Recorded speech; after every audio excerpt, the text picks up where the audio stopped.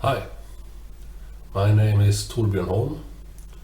I'm a technical fellow of Eurostep. I will in a few video nuggets explain concepts like product data management, product lifecycle management, digital thread and digital twin. In this first episode I will talk about how we went from drawings to parts and product data management. And we try to explain the scope of product data management. It started when technology advancements made it possible to create interchangeable parts. The engineers needed an abstract artifact for the definition of a part type.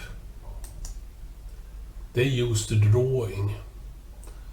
The drawing was the definition of a part or an assembly.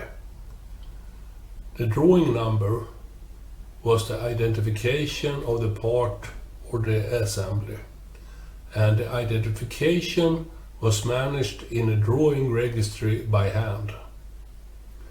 Changes of the assembly or the part were done physically on the drawing before a new revision of the drawing was released for use. When computers were introduced in the late 60s, the first thing that was digitized in this area was the drawing registry. The introduction of 2D CAD systems with files on disk made the drawings easier to edit and create new versions, but there were a need to maintain many different kinds of assembly and part definitions. The drawing was more and more crowded. Many organizations started to use a part main document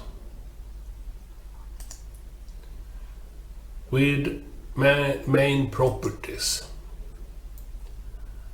and a separate drawing with 2D representation of the shape and not much more on it.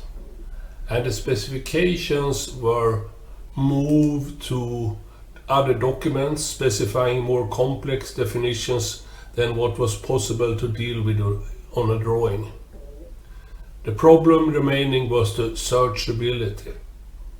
To be able to find existing part solutions, that was very important, and it was hard to do in the document-based world.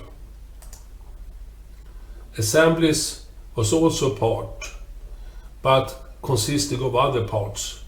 So a more generic part would also include first level of consisting parts.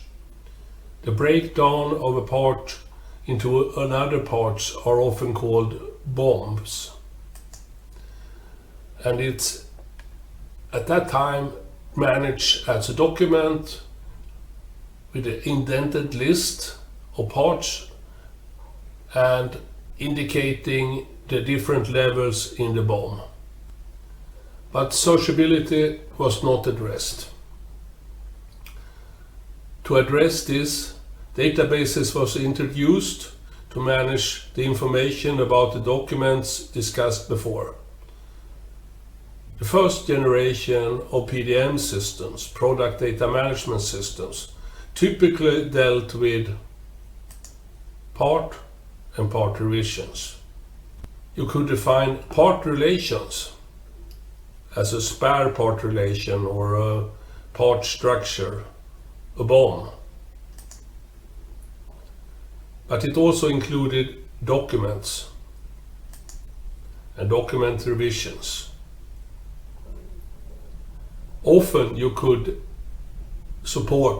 manage document structures. The documents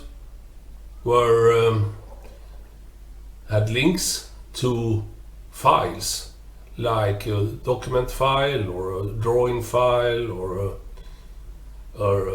another kind of file. Relations between document and parts was introduced.